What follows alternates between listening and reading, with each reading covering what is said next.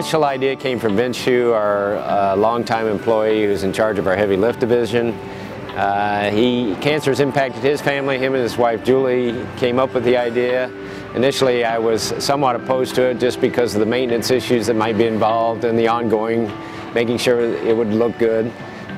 So I made a proposition to him. I said, you know, if you get the paint donated, then I won't have any excuse not to do it. Well, that took him about 5 minutes, and he had that arranged with Sherwin-Williams. So I then went to the shipyard, Jeff Boat, who jumped all over it immediately and said it was a great idea, would be glad to put the extra labor involved in painting the barge and making sure that it looked exceptional when it was launched. Steel processing starts happening 3 to 4 weeks in front of the actual delivery date, and then about 2 weeks prior they start building the box ends or the rake ends, as the case may be, and start building components and pieces.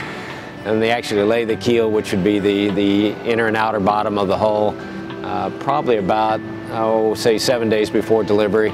It's an assembly line process, and then it moves into the final paint stage. The barges are also on the front end wheel abraded, which means they're blasted and pre-coated with a zinc primer. Then the construction occurs, then they come into the paint shed for final painting, and where they received all the pink paint. You know, it's named Big Hope, and the big comes from series. All our initials are BIG, so the big comes from series, and that's kind of our logo. The hope, and you know, when you talk about hope, there's always hope that someday you're going to cure every type of cancer that's out there, and they're going to find a cure for it. And so I guess, yeah, it does provide some hope that, you know, our hope is that we're making a difference in to find that cure. But what you realize when you get involved in a project like this is that cancer has absolutely touched everybody's life in a primary way, such as a parent, sibling, or first cousins or something like that. I mean, there's literally hardly anybody that hasn't had some kind of cancer impact their lives. My parents both had cancer, my wife's parents both had cancer, and actually my wife and I both have had cancer in the last year, so it definitely has impacted our lives. My dad had prostate cancer, my mom had lung cancer. Very dear friends died at young ages. I had a very dear friend, in fact, the gentleman who helped me get started in the business, died at the age of 54 from pancreatic cancer. So it's really impacted everyone, and particularly ourselves, I guess, in various ways. Our hope, and I think the reality is going to be that every time that barge comes into a fleet, comes into a metropolitan area, really a rural area anywhere, people are going to instantly recognize the fact that that is something a bit different, and hopefully the color is recognizable enough due to various breast cancer and women's reproductive cancer initiatives that have created the awareness, and really internationally, that pink is a color associated with cancer awareness. Again, primarily to the breast and women's reproductive cancers, but in our opinion, it really is a color associated with all types of cancer awareness, and that's really our hope, is to kind of co-opt that breast cancer awareness into really just general cancer awareness for every type of cancer.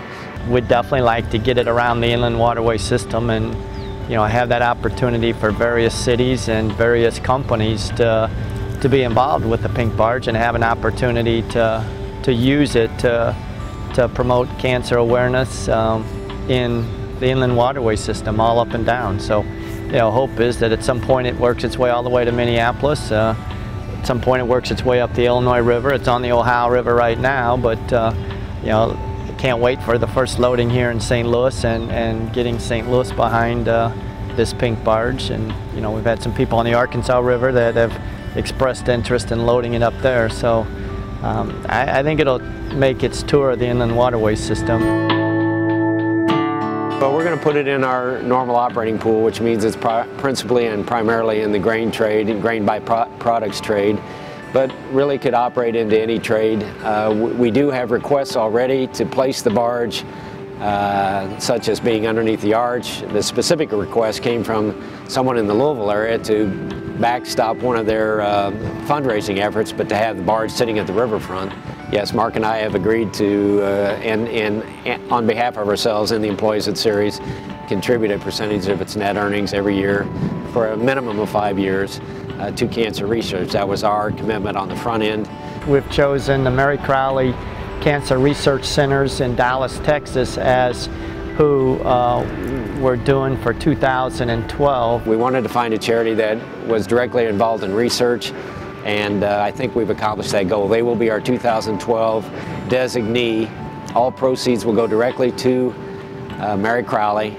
We don't want to handle the proceeds of series. We just want people to feel good that that money's going directly to research, and Mary Crowley will coordinate that. They will hopefully have a pink barge on their website that will be easily identifiable, and so folks can go directly to that website and make their donation on behalf of Big Hope 1. You know, just at the shipyard alone, there were probably 30 or 40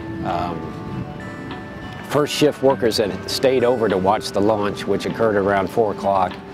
And it was amazing to me that people would do that. But they did have a shipyard employee that had survived cervical cancer. Her name was Kristen, helped us launch, and I think that was important to them. So the shipyard was a morale booster, and if you were able to see the folks that were at the launch, it meant a great deal to them, and I think as it passes, it will have that same effect on everyone else.